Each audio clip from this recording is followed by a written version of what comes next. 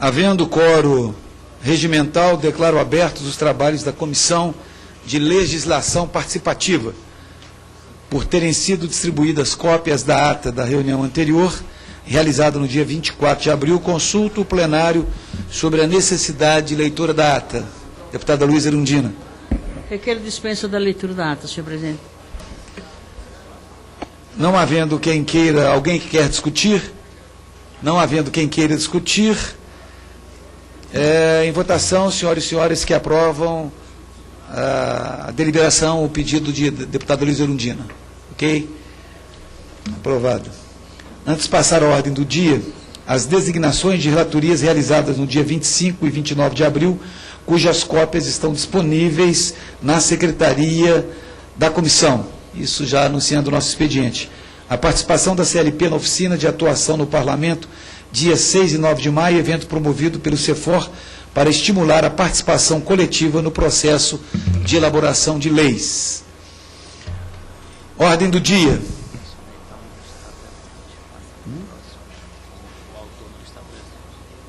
Ok.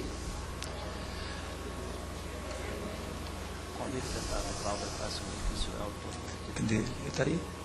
Deputado Glauber. Nosso primeiro vice-presidente, convido Vossa Excelência para assumir os trabalhos, porque eu sou autor do requerimento do item 2, número 56, 2013, o item 1, o proponente não está presente.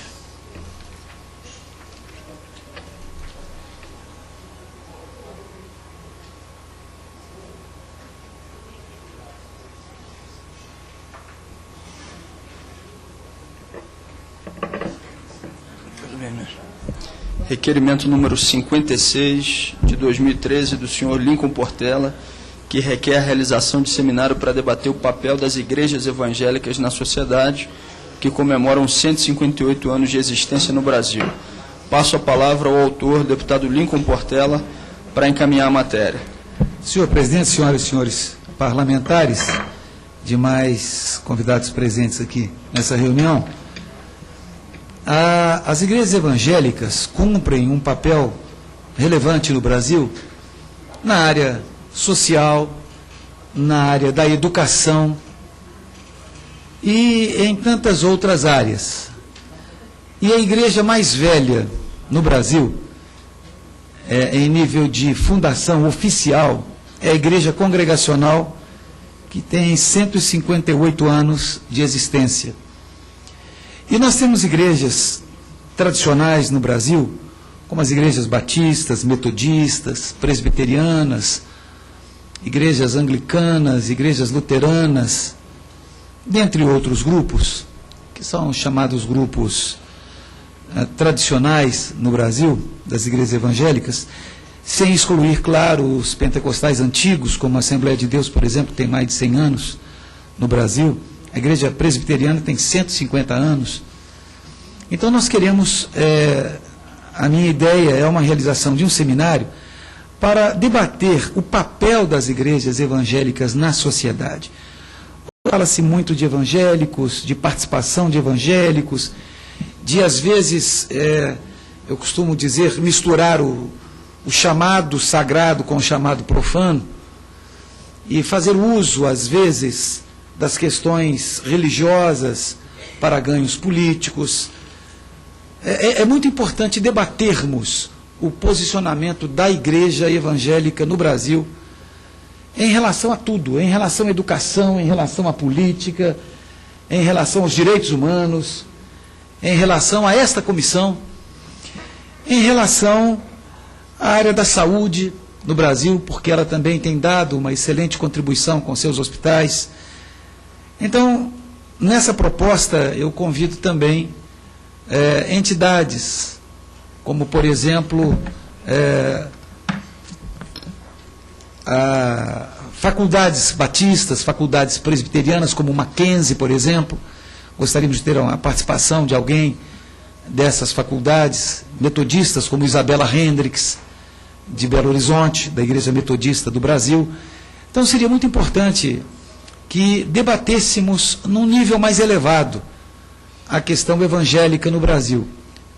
Às vezes eu penso que o debate torna-se um tanto quanto inconsequente, às vezes não muito amadurecido, e nós precisamos de trabalhar nesse sentido.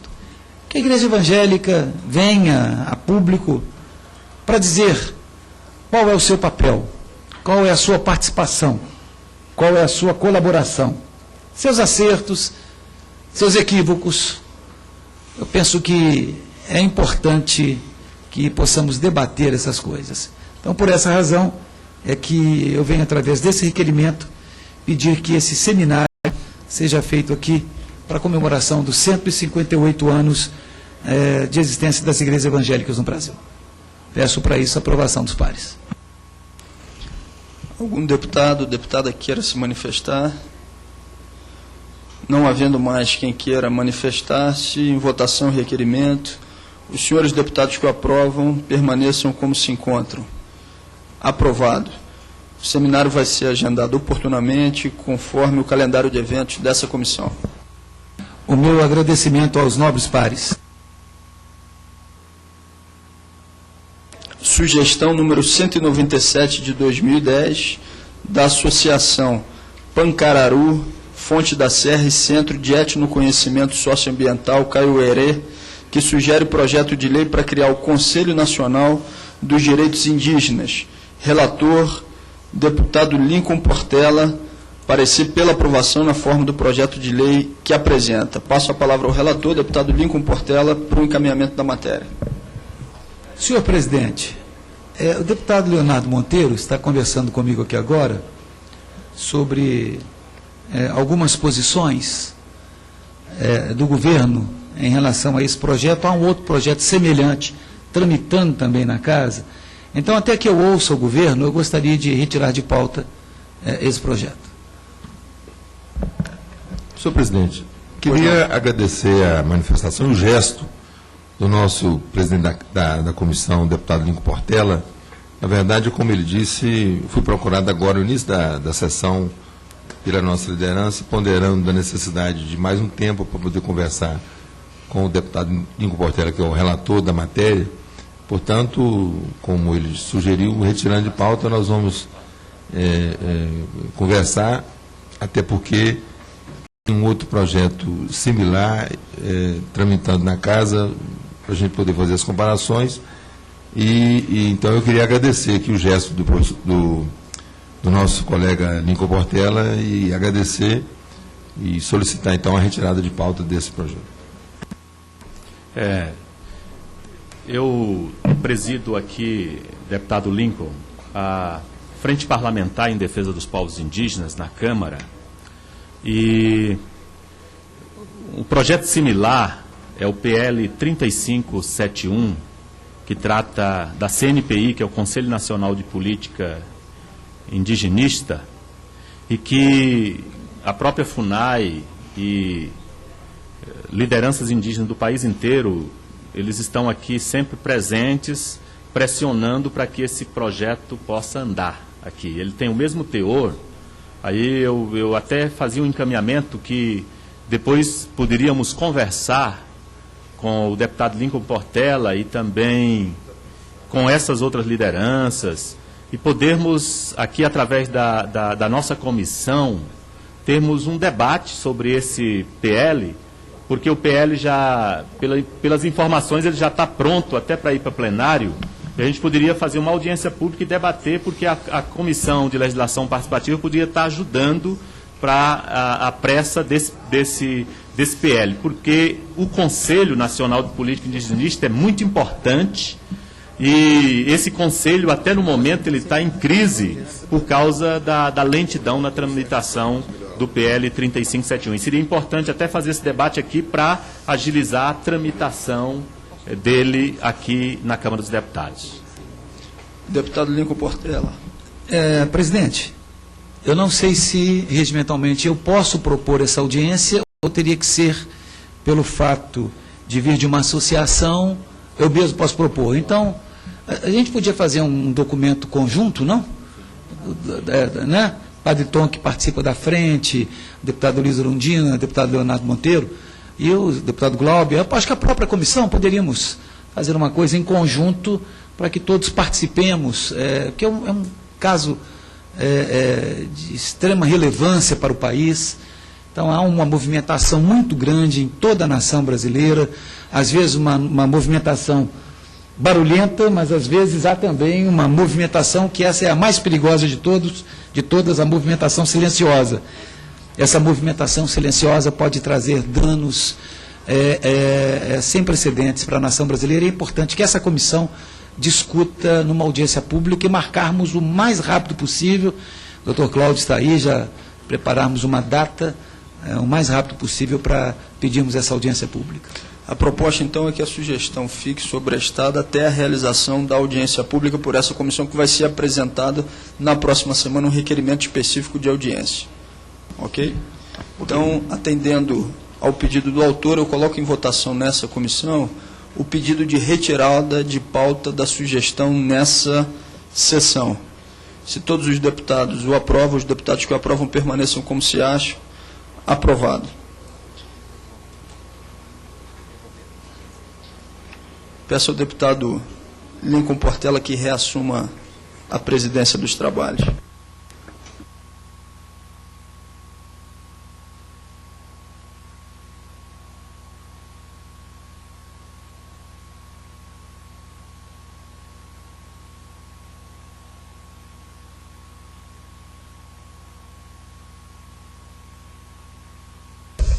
O item de número 4, sugestão 20 de 2011 do Conselho de Defesa Social de Estrela do Sul, que sugere projeto de lei que altera a Lei 9.503 de 97 para definir o conceito de sucata.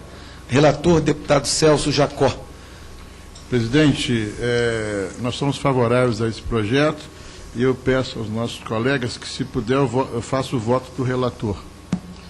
É importante registrar que, nos termos da declaração prestada pela Secretaria da Comissão e constante do processo, foram atendidos os requisitos formais previstos no inciso 1 e 2 do artigo 2º do Regimento Interno da Comissão de Legislação Participativa.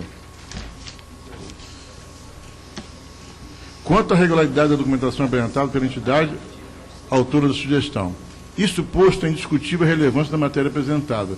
Por falta de normas específicas, os carros e sucatas apreendidos pelos órgãos executivos de trânsito dos estados, conhecidos como DETRANS, fica anos a fios nos depósitos, sem que seja possível dar destinação adequada a eles.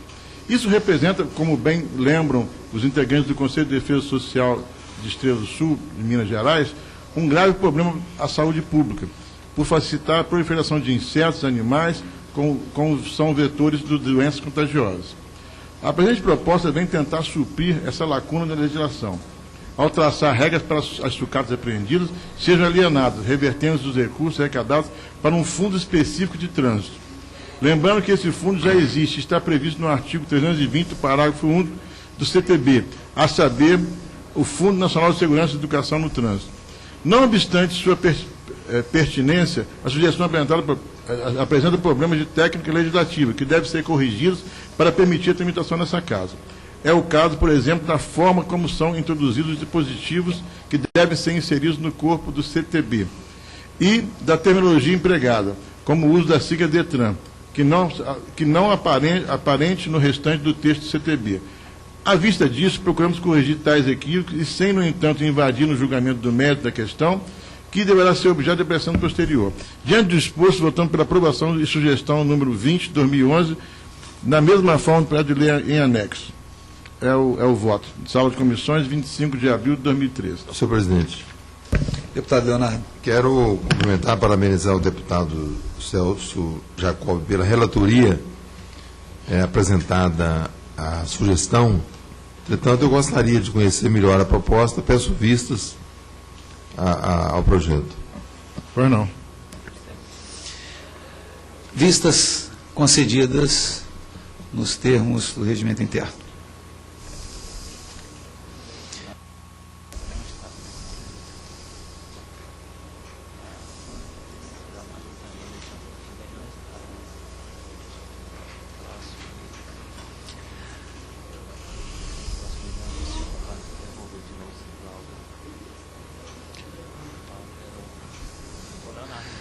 Eu apenas comunicando, nós já passamos aqui pelo menos 6 sugestões em que os relatores não estavam presentes.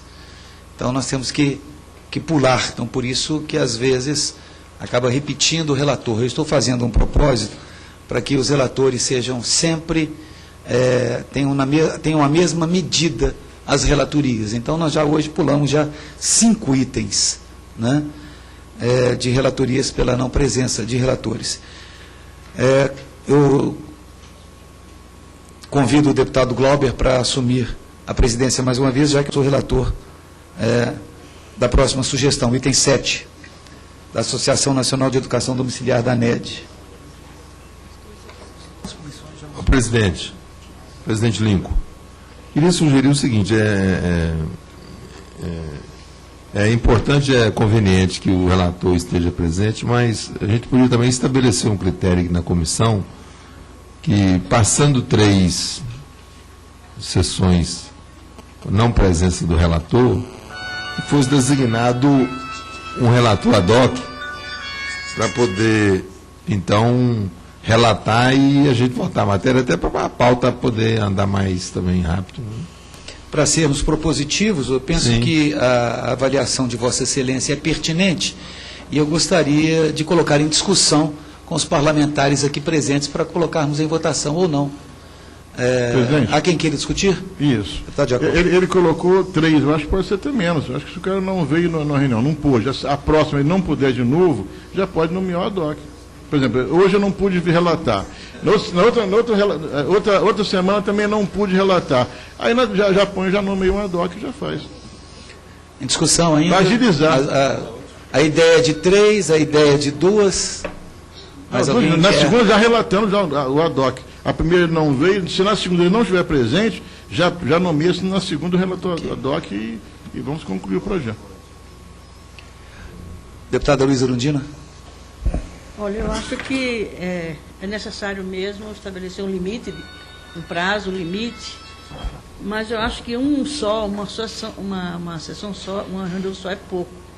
Acho que dá uma oportunidade, não vem uma vez, a segunda ele tem a oportunidade, não vem, uma terceira já se designa um relator ad hoc, a meu ver. Seria talvez mais adequado do que é muito pouco tempo. Ele já não, na próxima já não tem oportunidade, quer dizer, entende? Acho que, até porque quem relata tem um domínio maior do tema, da matéria.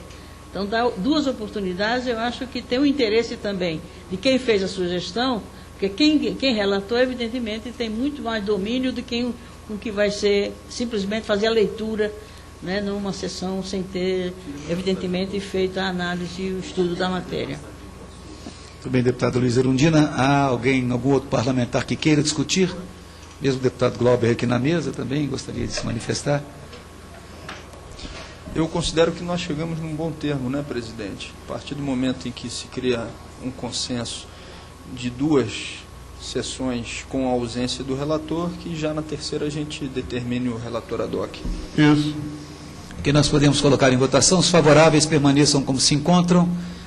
Ok, aprovado. Então, a partir da próxima semana, já estaremos trabalhando a contar da próxima semana. Ela não pode ser retroativa, né? Porque nós comunicaremos a todos os parlamentares que estamos tendo esse procedimento. Ok? Deputado Glauber, por favor.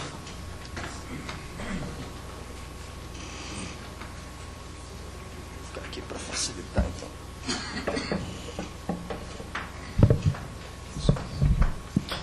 Sugestão número 60 de 2013 da Associação Nacional de Educação Domiciliar, ANED, que sugere à Comissão de Legislação Participativa a realização de audiência pública para apresentar à sociedade a modalidade de ensino intitulada Educação Domiciliar, suas vantagens e a necessidade de regulamentação. Relator, deputado Lincoln Portela, pela aprovação, nos termos do requerimento que apresenta. Passo a palavra ao relator, deputado Lincoln Portela, para o encaminhamento da matéria. Deputado Glauber, senhoras e senhores parlamentares, essa é uma matéria que eu fiz questão de ficar como relator pelo fato de ser autor do projeto que tramita nesta casa na Comissão de Educação, antes Comissão de Educação e Cultura. Também presidente da Frente Parlamentar da educação domiciliar. A educação domiciliar está em 60 países. Nada mais, nada menos do que 60 países. E me preocupa muito quando nós trabalhamos exclusivamente com o modelo de se ensinar na escola. Aquilo que nós chamaríamos de ensino secular na escola. Eu, por exemplo, aprendi a ler e a escrever com a minha avó materna, Dona Maria Custódia de Paula, nascida ali na região de Ituverava, São Paulo. E nunca me esqueço dela escrevendo comigo no quadro Paulo corre atrás da bola. Depois me levou a cartilha da Lili, que eu lembro dela até hoje. Lili, eu me chamo Lili, eu comi muito doce, e por aí afora nós vamos. A educação domiciliar é uma modalidade, é muito mais do que uma opção, é uma modalidade. E só pode praticar a educação domiciliar pais amorosos e pais presentes. Porque se o pai não é presente, nem tampouco amoroso, ele não pode praticar educação domiciliar com seus filhos. Eu vejo 4 pontos importantíssimos na educação domiciliar. O primeiro deles, nessa modalidade, é que quem trabalha com educação domiciliar, e a criança que recebe a educação domiciliar, ela vê isso como a naturalidade do ensino. Primeiro ponto, naturalidade do ensino. Hoje, quando se fala vamos para a escola, as pessoas se arrepiam um pouco. Né? Há quem se arrepie, há crianças que se arrepiam. Parece até castigo ter que estudar. Né? É obrigado a estudar, é um castigo. Então, é a naturalidade do ensino. Essa naturalidade do ensino vai levar essa criança a se tornar um autodidata. Ele buscará os recursos, porque ele será, lembrando um escritor colombiano, nós incentivaremos as pessoas a buscarem o empreendimento, o estudo. Ela será incentivada naturalmente a buscar esse estudo. Então, essa naturalidade do ensino, somada a esse autodidatismo, vai fomentar a pesquisa. Então, toda criança que se torna autodidata é uma criança que é levada à pesquisa, que ela mesma vai buscar a pesquisa, claro, com um tutor. Nunca sozinha, ela será sempre auxiliada por alguém. Então, ela será autodidata, pela naturalidade do ensino, com o auxílio de um tutor, claro, ela vai fazer a pesquisa, e isso vai gerar o produto cultural, o produto final cultural. Os Estados Unidos da América do Norte economizam 16 bilhões de dólares anuais com a educação domiciliar. São 2 milhões de alunos. Para se ter uma ideia, até o Paraguai já está fazendo educação domiciliar.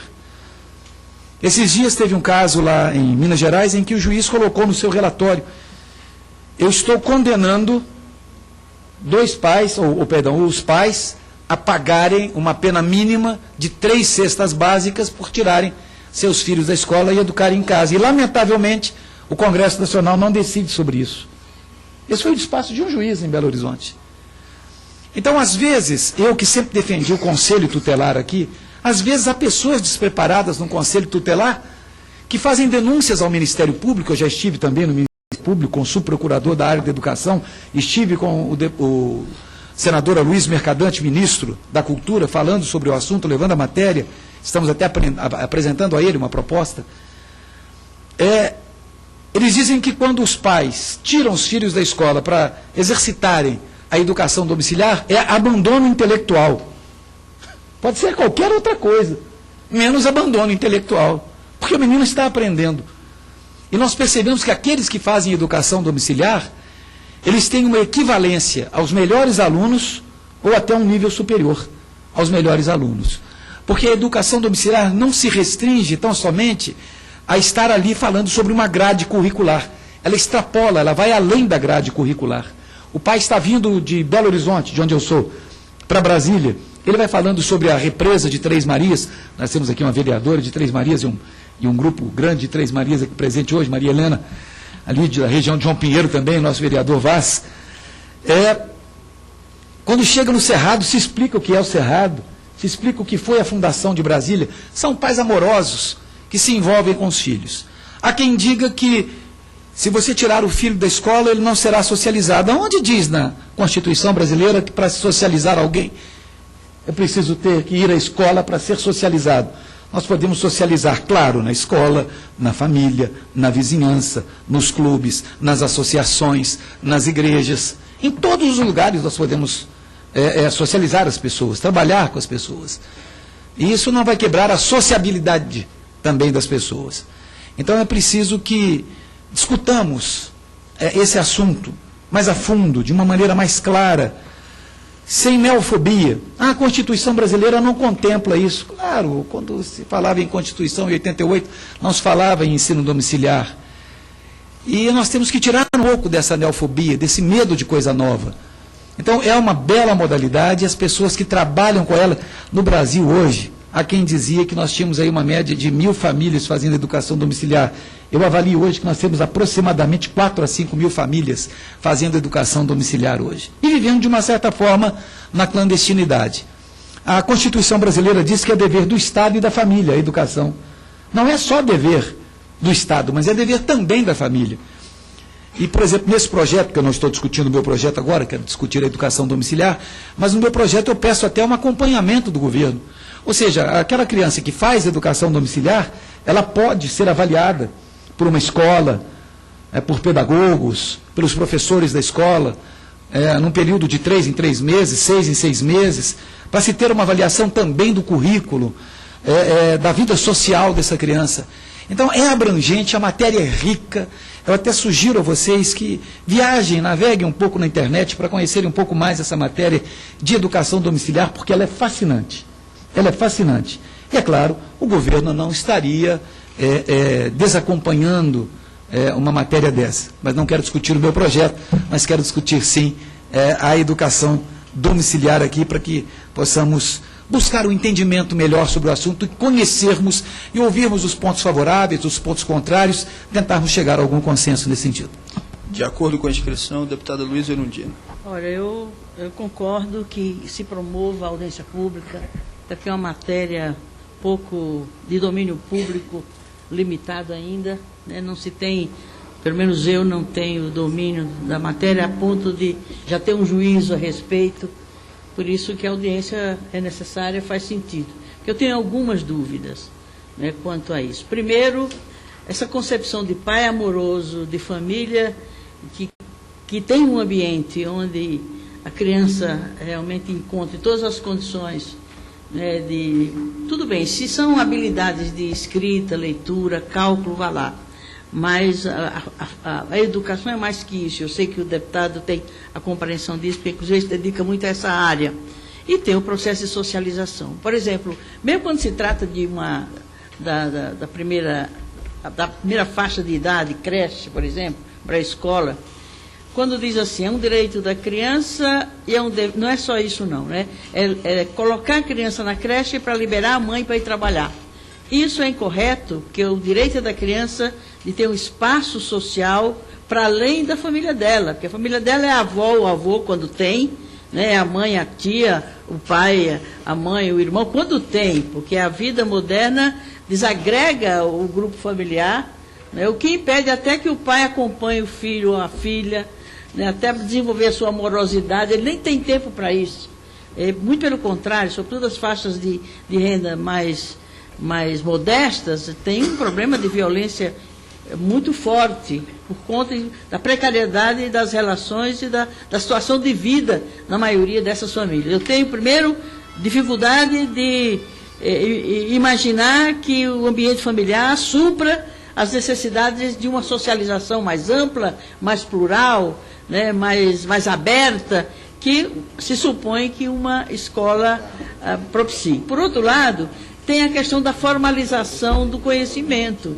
Por exemplo, os pais levam a criança a dominar os conhecimentos básicos a ponto dela poder, né, diante do Estado e diante da legislação em vigor, ela possa comprovar o domínio daqueles conhecimentos para ela ascender na hierarquia que o processo de ensino-aprendizagem exige. Quer dizer, tudo bem que em casa ela domine, se é que consegue dominar E, por outro lado, tem que fazer uma madureza, digamos assim. Outro dia eu estava revendo a história do Florestan Fernandes, e ele, por precariedade de vida da família, de pobreza, de sofrimento, ele também não frequentou o ensino fundamental, né? Ele teve que aprender de qualquer jeito e teve que fazer depois madureza, para poder ele se habilitar, não necessariamente fazer aquele currículo formal, mas até para ele se tornar um pesquisador, para ele se tornar um cientista, para ele, enfim, quer dizer, eu compreendo que em certas situações, vamos supor que uma pessoa que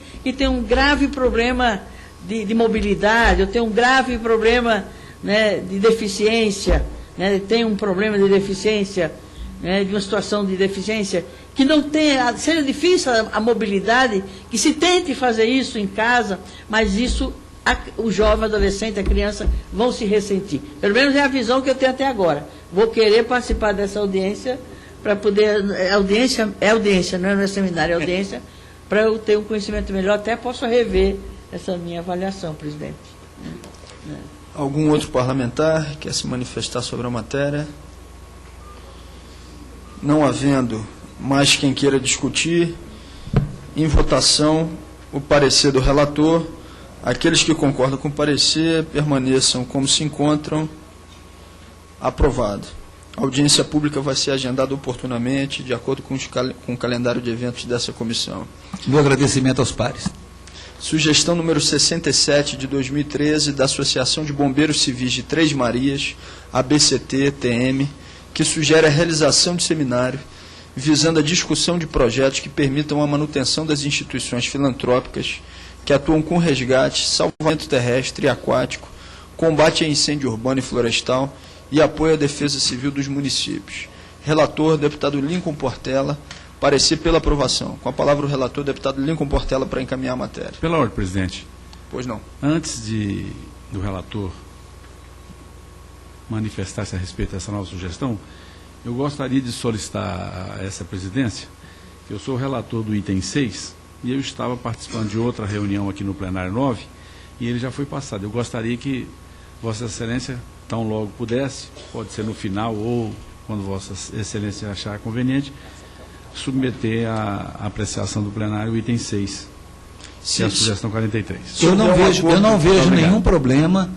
O que nós queremos é exatamente, nós discutimos, inclusive, esse assunto, quando Vossa Excelência não estava presente, dar celeridade a esse processo. E os relatores que já trabalharam a matéria, claro, têm domínio sobre a matéria, eu dou preferência ao item 6. Perfeito. Se houver o acordo dos demais parlamentares, nós fazemos agora a avaliação do item 8 e, após o item 8, nós recolocamos na pauta o item 6 para que ele já possa... que eu vou pedir vista no 6. O deputado Leonardo já adianta que vai fazer o pedido de vistas do item 6 da pauta. Então, não necessariamente ele vai ser votado no dia de hoje, mas pode ser lido o relatório, caso Vossa Excelência queira fazê-lo. Inclusive, eu quero dar espaço, até para que ele leia o relatório, até mesmo antes desse nosso aqui, para não perder o deputado que já está presente aqui na comissão. Deputada Dorinha. Só para apresentação, né? Eu queria Também. que seguisse a pauta. Né? Então, atendendo a solicitação da deputada Dorinha, como não houve um acordo completo entre todos os membros dessa comissão, nós vamos seguir a pauta e, a partir do momento em que a gente finalizar os itens da pauta que já estavam aqui dispostos, a gente imediatamente passa aqueles itens que já tiveram a oportunidade de ser previamente avaliados. Mas deixando claro que o item de número 6 vai ter o pedido de vistas por parte do deputado Leonardo. Passo então a palavra ao deputado Lincoln Portela. Da mesma forma, a professora Dorinha, eu dou preferência a ela, para que faça o seu relatório, já que ela tem também trabalhos em outras comissões também. O espaço está aberto. Por mim... Na verdade, eu queria pedir desculpa, mas eu estou na Comissão de Cultura com o relatório agora, de legislação participativa, e agora a da responsabilidade. Se não tiver problema... Pergunto aos demais parlamentares, se não houver qualquer tipo de problema... ninguém vai pedir vistas do meu... Passaremos a leitura à deputada professora Dorinha. Estão de acordo? Então, com a palavra, deputada professora Dorinha, sugestão número 34 de 2011 do Conselho de Defesa Social de Estrela do Sul, que sugere o projeto de lei que dá transparência na gestão de contratação de professores por instituições de ensino superior. Relatora, a deputada professora Dorinha Seabra Rezende, parecer pela aprovação na forma de uma indicação ao Executivo. Foi dado vista ao deputado Leonardo Monteiro no dia 10 de abril de 2013. Passo a palavra à relatora, a deputada professora Dorinha Seabra Rezende, para o encaminhamento da matéria. Bom, tanto o voto quanto os substitutivos são longos, eu gostaria de entender com o plenário como é que nós procederíamos, se eu posso fazer um resumo geral e passar para a indicação. O resumo geral seria melhor até para Vossa Excelência mesmo poder correr para as outras comissões. O texto é realmente bastante extenso. Não, liberdade. Acho que o resumo geral seria bom e já passaram ao voto. Os parlamentares estão de acordo, estando de acordo, não havendo manifestação contrária, por um resumo geral, deputada professora Dorinha. Bom, o Conselho de Defesa Social Estrela do Sul, ele apresenta uma preocupação, na verdade, faz uma solicitação de um projeto em que as instituições de ensino superior, quase que de maneira bem clara, principalmente as que são privadas, comunitárias, mas todas, enviassem e mantivessem o Ministério da Educação informados regularmente dos professores contratados em exercício. Ao expor os motivos, eles têm argumentos, e que já acompanhei, fiz parte de comissões de autorização de curso, sei que isso às vezes acontece. A instituição, na hora de passar pelo processo de verificação, que ela se submete por uma comissão externa do Ministério da Educação ou do Conselho Nacional, hoje do próprio, da estrutura do governo, ela faz contratações de professores com mestrado e doutorado e, às vezes, inclusive com a carga horária maior. E o que eles argumentam é que isso, às vezes, é feito como uma espécie de maquiagem somente no período da autorização e do reconhecimento do curso. Eles levantam essa preocupação. E fazem um pedido como que isso fosse obrigatoriamente e que o MEC se manifestasse isso com regularidade. O problema é real, mas nas condições que nós temos hoje no Ministério da Educação é inexequível. O Ministério hoje não está conseguindo nem autorizar os cursos. São mais de 20 mil cursos aguardando a manifestação. Inclusive, nessa casa, na Comissão de Educação, tem um projeto de lei que cria o INSAIS, que é um instituto, que vai proceder, dar uma agilidade maior, uma agilidade maior às autorizações e verificação em relação aos cursos, aos programas do ensino superior. Então, entendendo a preocupação que é apresentado pelo CODESU, pelo Conselho de Defesa Social da Estrela do Sul, as ponderações em relação a uma transparência maior em relação a quem são os professores, se realmente eles estão disponíveis e atuando, eu faço a indicação ao Ministério da Educação que isso seja regulamentado e tratado devidamente, principalmente por esse novo instituto, que verifique o cumprimento e a permanência dos professores contratados. Porque o que eles alegam é verdade, e assim, é verdade, não pode acontecer, pode acontecer, para autorizar um curso ser contratado e depois aqueles professores não mais estarem disponíveis na instituição. Então, eu atendo, não caberia, uma vez que do ponto de vista legal e da autonomia universitária, nós não poderíamos ter uma lei que obrigasse essa exposição permanente, mas eu faço a indicação que os dados estejam disponíveis para verificação a qualquer tempo, tanto pelo Ministério da Educação como pelo Conselho Nacional de Educação, e sendo criado o INSAIS pelo Instituto, que, aliás, vai fazer isso com uma maior agilidade. Por isso eu faço uma indicação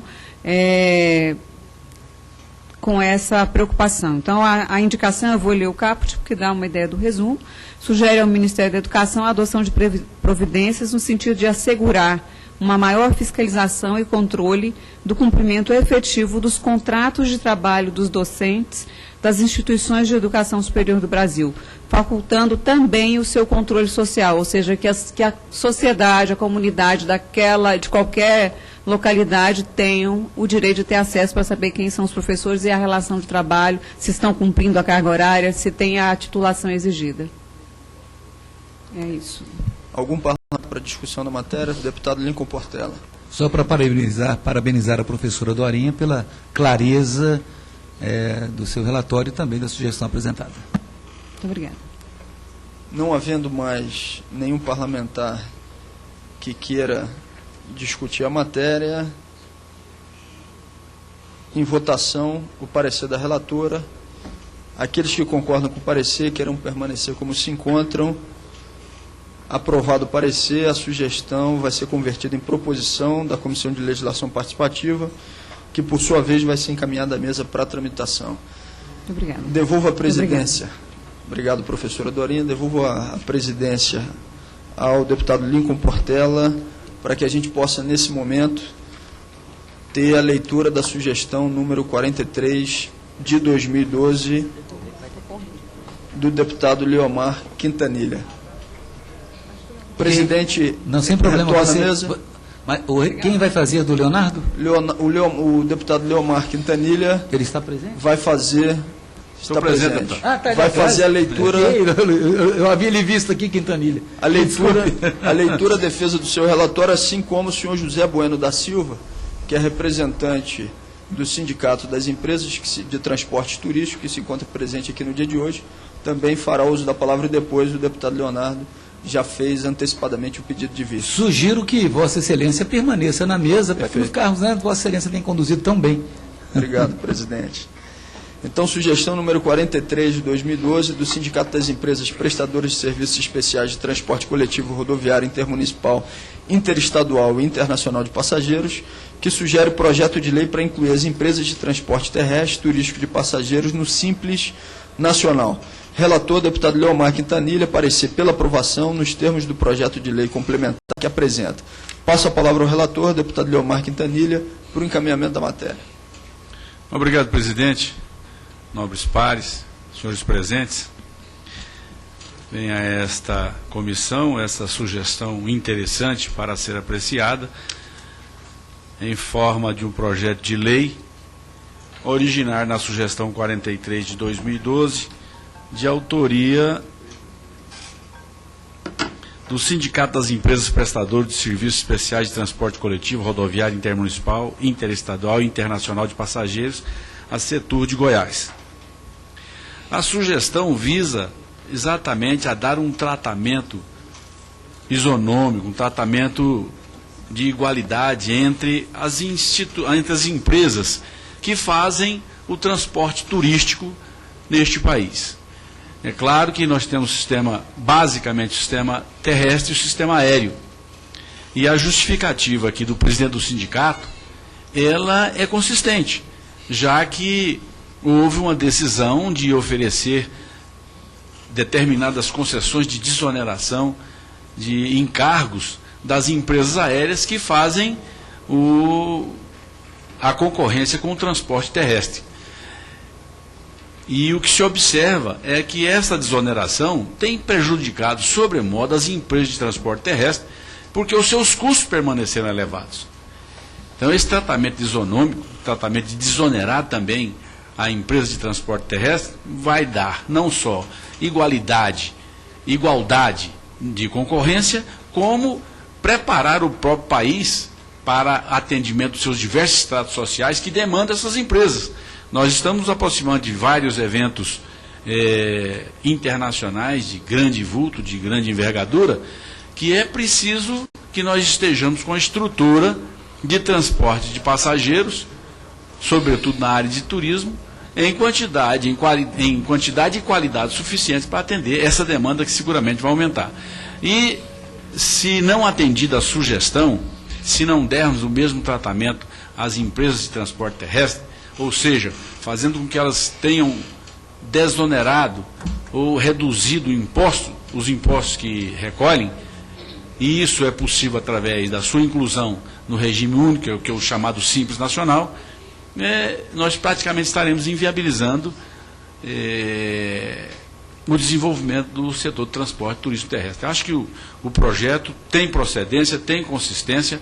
Eu acredito que o deputado Leonardo tem suas razões para pedir vistas, certamente vai examinar com mais profundidade e trará na próxima sessão, ou quando Sua Excelência achar conveniente, trará a sua opinião para que nós possamos fazer um amplo debate aqui a respeito do assunto. De forma que a nossa sugestão é pela aprovação da sugestão apresentada pelo Sindicato das Empresas Prestadoras de Serviços Especiais de Transporte Coletivo, Rodoviário, Intermunicipal, Interestado e Internacional de Passageiros, a Setur de Goiás. Obrigado, deputado Leomar Quintanilha. Passo a palavra ao senhor José Bueno da Silva, representante do Sindicato das Empresas de Transporte Turísticos. Boa tarde, presidente. Boa tarde, deputado, deputada.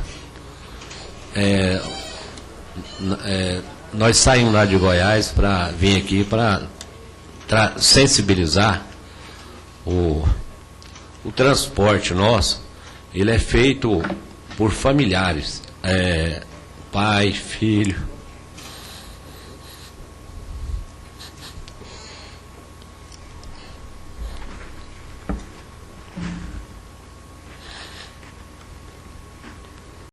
Deputado, nós não viemos aqui pedir nenhuma coisa a mais para a gente. Nós queremos trabalhar, mas trabalhar com dignidade, com um ICMS mais barato, que a gente possa dar condições de andar com os carros novos, dar condições de poder dar tranquilidade para os passageiros. E as empresas do Brasil todo que fazem esse transporte são empresas familiares, não tem empresa grande, são motoristas que comprou um ônibus, agora vai comprando, vai temando, ele vai indo. Então, nós pedimos você para sensibilizar aí com a gente. E aí, nós só estamos precisando desse apoio de vocês, dos deputados aqui, para ser aprovada essa lei para a gente trabalhar mais tranquilo, ficar mais à vontade, andar com os carros melhor, porque nós estamos perseguidos de todo lado, balança, excesso de peso, muitas coisinhas que pega para o lado nosso. Então eu quero que o deputado sensibilize na situação, se ele quiser conversar, conhecer a nossa equipe, conhecer o que é o transporte, o que é o turismo feito por pessoas que têm responsabilidade, que os encargos são muito altos, imposto, o seguro dos ônibus.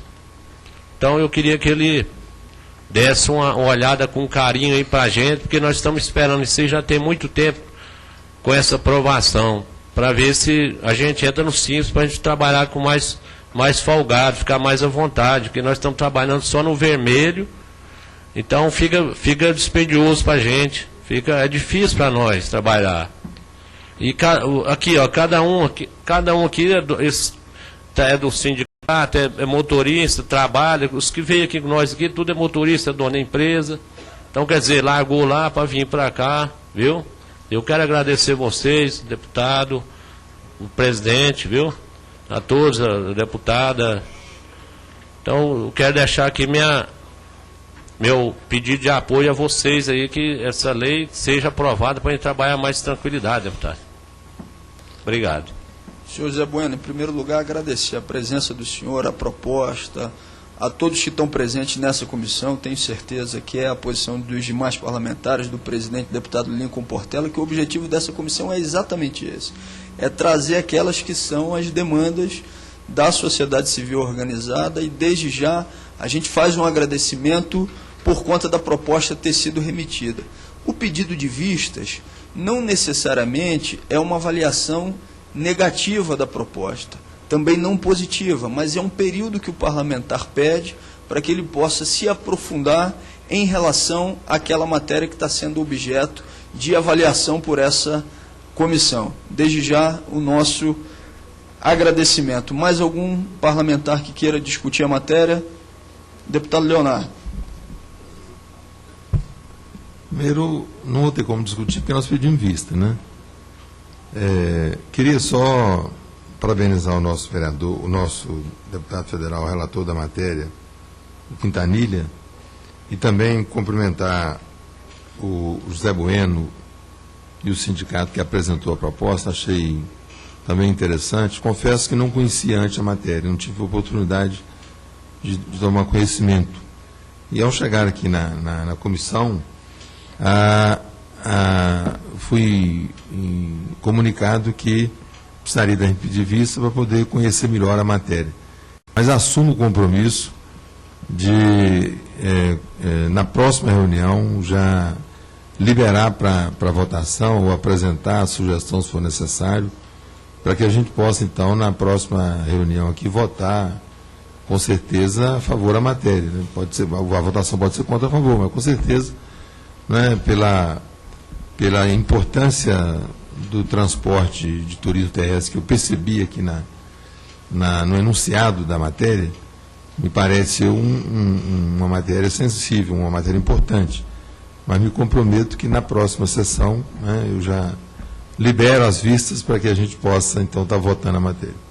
Deputado Dr. Grilo. Na mesma linha, eu gostaria só de parabenizar o Sindicato das Empresas Prestadoras de Serviço Especial de Transporte Coletivo Rodoviário Intermunicipal, Interestadual e Internacional de Passageiros por essa iniciativa, a sugestão número 43/2012, que eu acho que é muito importante nós darmos condições para as empresas de trabalhar. Então, nós não podemos nunca cobrar essa carga tributária excessiva, e o sindicato está de parabéns porque está representando muito bem os seus associados. E eu acho que nós temos de realmente fazer uma reforma tributária no país de forma a dar condições para os empresários no Brasil trabalharem, porque os empresários estão pagando uma carga tributária altíssima. Então, o sindicato está de parabéns mais uma vez, o deputado Leomar Quintanilha também está de parabéns pelo brilhante relatório, e eu tenho certeza que, como o deputado Leonardo Monteiro assumiu aqui, na próxima reunião nós vamos poder estar analisando e aprovando essa proposta. Concedido o pedido de vistas, então, ao deputado Leonardo, que são por sessões ordinárias da Câmara Federal, a matéria já pode voltar ao plenário dessa comissão na próxima quarta-feira. Item número 8, sugestão número 67 de 2013, da Associação de Bombeiros Civis de Três Marias, que sugere a realização de seminário visando a discussão de projetos que permitam a manutenção das instituições filantrópicas que atuam com resgate, salvamento terrestre e aquático, combate a incêndio urbano e florestal e apoio à defesa civil dos municípios. Relator, deputado Lincoln Portela, pela aprovação. Passa a palavra ao relator, deputado Lincoln Portela, para o encaminhamento da matéria. Presidente, permita-me quebrar o protocolo e pedir aos bombeiros voluntários de Minas Gerais que estão aqui presentes que, por favor, se coloquem de pé, para que tenhamos vereadores que vieram acompanhando também, vereadora, vereador, e parabenizar a presença de vocês, aqui também, como dos nossos sindicalistas acompanhando o deputado Quintanilha. Obrigado, podem se assentar, desculpe a quebra do protocolo. Nem precisava pedir para levantar, porque todos eles de vermelho e branco ali, já dava para entender, mas só no ato simbólico, porque eles têm feito um excelente trabalho no Estado de Minas Gerais. Trata-se de sugestão de realização de seminário apresentada pela Associação de Bombeiros Civis de Três Marias, ABCTM, que propõe a discussão de projetos que viabilizem o funcionamento de instituições filantrópicas e voluntárias de salvamento e resgate. A referida associação descreve a necessidade de apoio logístico e operacional às atividades realizadas pelas instituições que voluntariamente prestam serviço de socorro à sociedade, sem muitas vezes dispor de recursos mínimos para o desempenho do resgate e salvamento de vidas humanas. O pleito em tela vem acompanhado de manifestações favoráveis do Serviço Voluntário de Resgate, SEVOR, e do Instituto Anjos do Asfalto Resgate Rodoviário. É o relatório, preliminarmente de acordo com a declaração prestada pela Secretaria da Comissão, observa-se que os requisitos formais previstos no artigo 2º do Regimento Interno da CLP foram plenamente atendidos. O serviço voluntário é uma contribuição social que não deve ser menosprezada. O chamado terceiro setor tem se mostrado de fundamental importância para as mais diversas nações, não somente suprindo vacâncias, como muitas vezes assumindo diretamente a responsabilidade por várias questões sociais. Essa realidade espelha uma posição cada vez mais madura da democracia brasileira, onde a iniciativa pelo bem-estar da nação é compartilhada pela parceria entre os setores público e privado.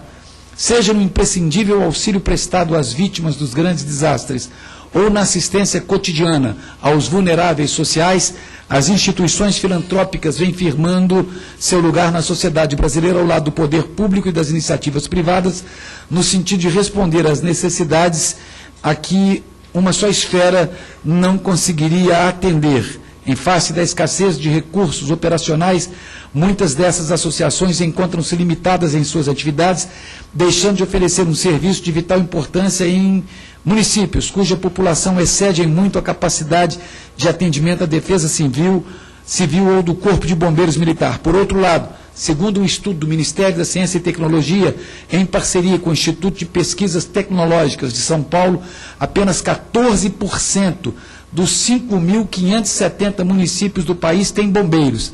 Em Minas Gerais, por exemplo, das 853 cidades, 799 não têm corpo de bombeiros. São os bombeiros civis, em sua maioria voluntários, que vêm preenchendo essa triste lacuna. Nos Estados Unidos, por exemplo, apenas 9% dos bombeiros dos quartéis são funcionários contratados. Os demais prestam serviço voluntário à comunidade, que participa ativamente do fornecimento de recursos a esses voluntários.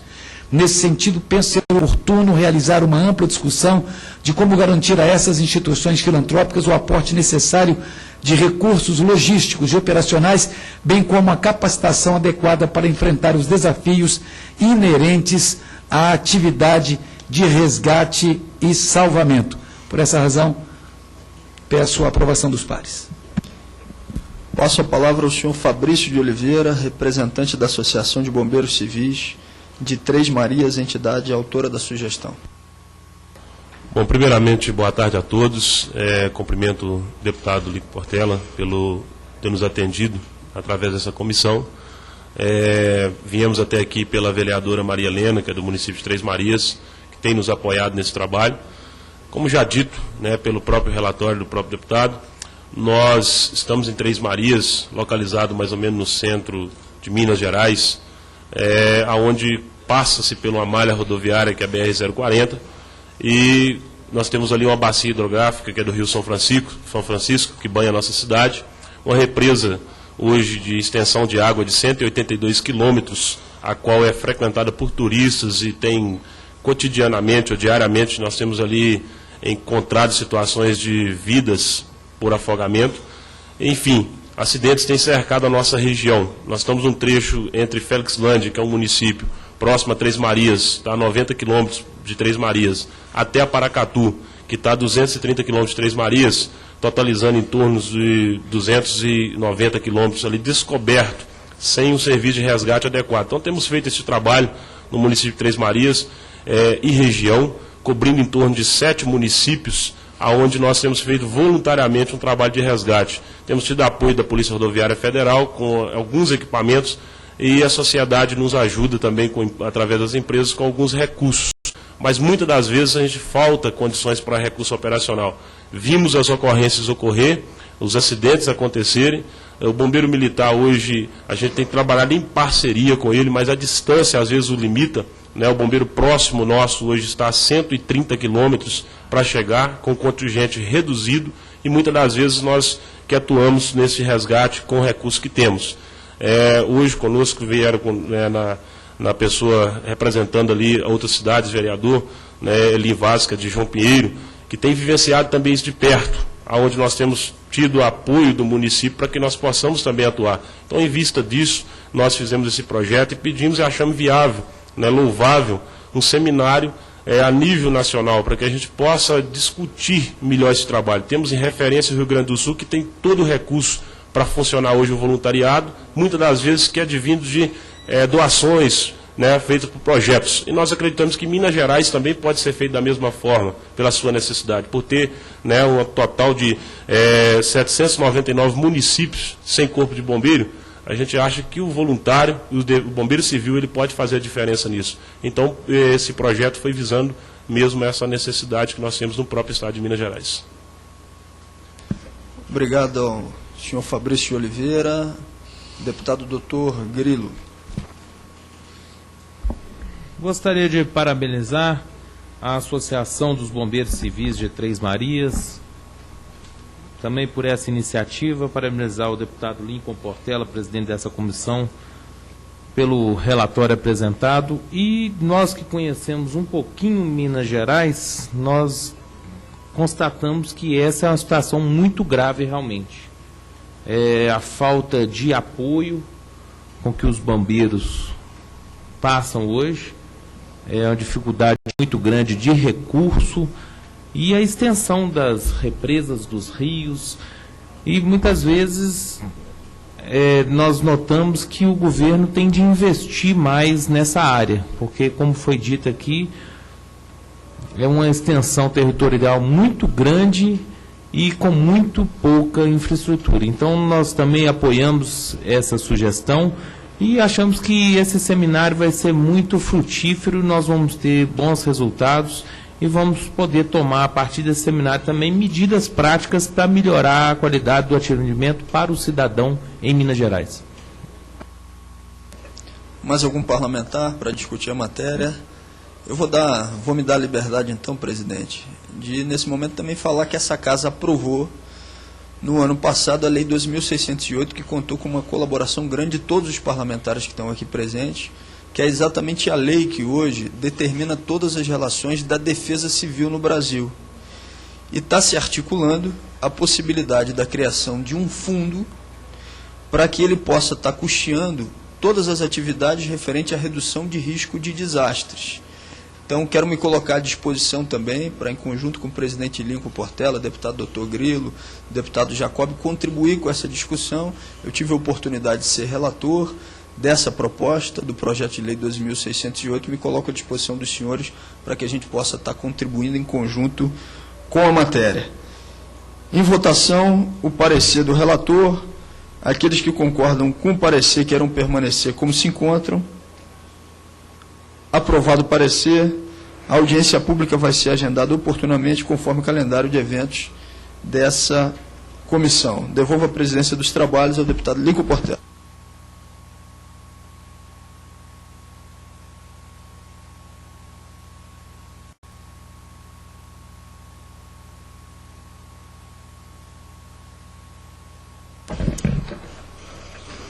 Meu agradecimento, deputado Glauber, que sempre, com muita competência e brilhantismo, tem atuado na Câmara dos Deputados.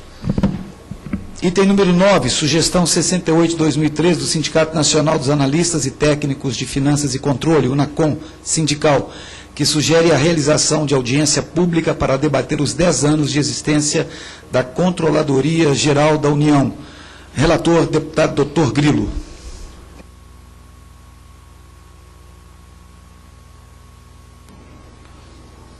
Senhor presidente, peço licença para ir direto ao voto do relator. Preliminarmente, de acordo com a declaração prestada pela Secretaria da Comissão, observa-se que os requisitos formais previstos no artigo 2º do Regulamento Interno da Comissão de Legislação Participativa foram plenamente atendidos. O tema que se apresenta é relevante e oportuno, merecendo a atenção desse Parlamento, pois trata de questão inerente a um importante órgão de fiscalização do nosso país. A Controladoria Geral da União, vinculada ao governo federal e responsável pela assistência à presidência da República, foi criada em 2 de abril de 2001, tendo por escopo combater a corrupção e promover a defesa do patrimônio público. Após algumas alterações da estrutura da Controladoria Geral da União, as competências desse órgão foram majoradas, causando um aumento nas atribuições dos servidores, tanto dos analistas quanto dos técnicos de finanças e controle. Esse fato, por si só, merece uma análise mais acurada, haja vista a necessidade de manutenção da eficiência dos serviços prestados pela Controladoria. Vale destacar que a CGU atualmente é responsável pelas seguintes funções: controle, correção, prevenção de corrupção e ouvidoria. Nesse sentido, um órgão que exerce importantes funções fiscalizatórias merece ser amplamente prestigiado pela sociedade e por esse Parlamento, pois é notório que o trabalho desenvolvido pelos profissionais dessa área propicia uma maior abrangência na gestão de recursos públicos. Assim, promover nessa Comissão de Legislação Participativa um amplo debate a respeito dos trabalhos desenvolvidos pela Controladoria Geral da União, demonstrando que já foi realizado por esse órgão, bem como os aspectos que podem ser otimizados, parece indiscutivelmente relevante para a sociedade brasileira.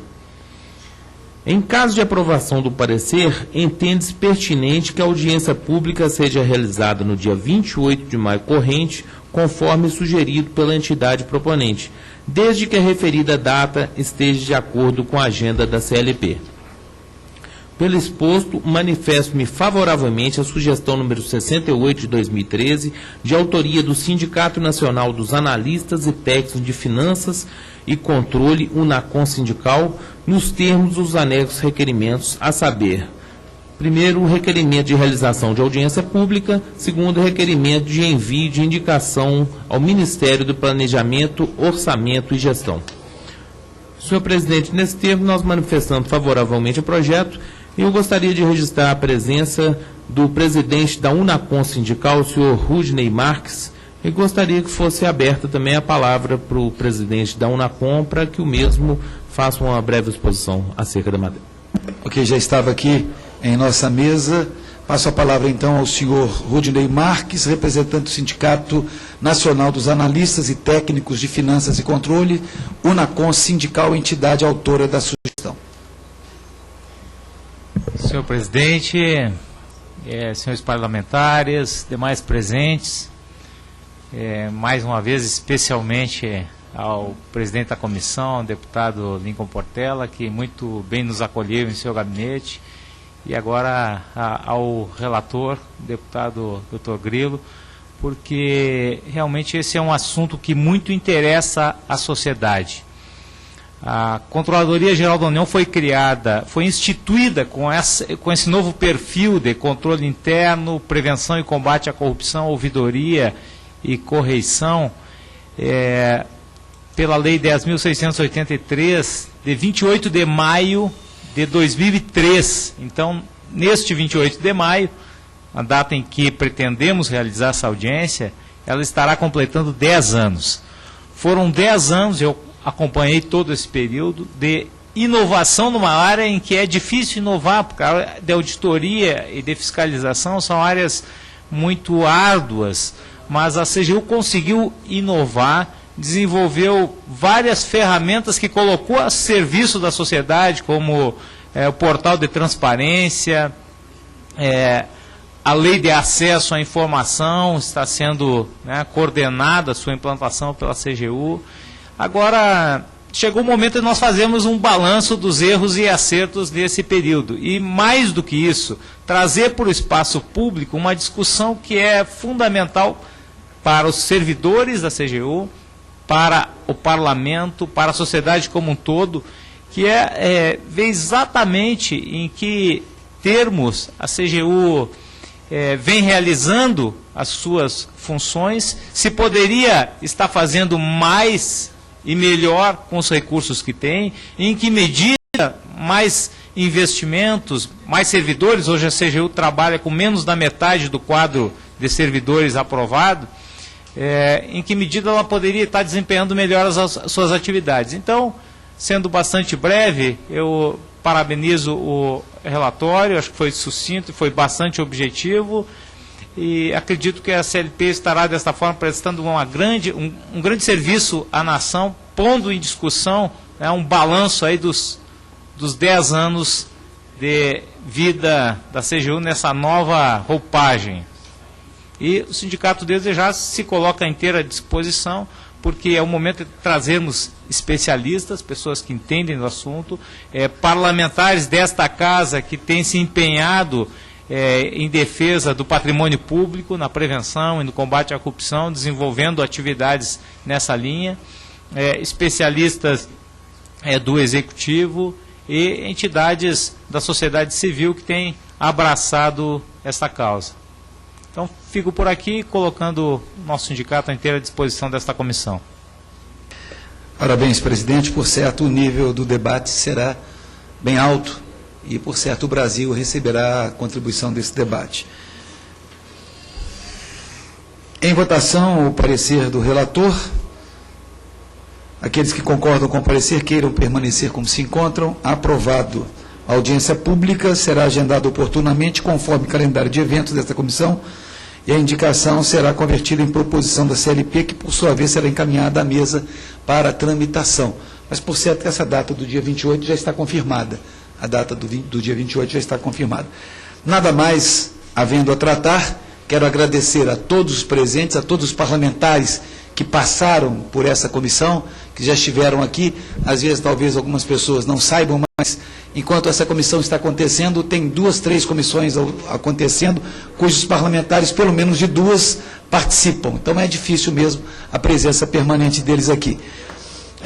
Declaro encerrada a presente reunião, antes convocando os senhores membros para participarem do 10º seminário LGBT, a liberdade de crença em relação às outras liberdades individuais, a realizar terça-feira, dia 14 de maio, das 9 às 18 horas, no auditório Nereu Ramos. Está encerrada a reunião.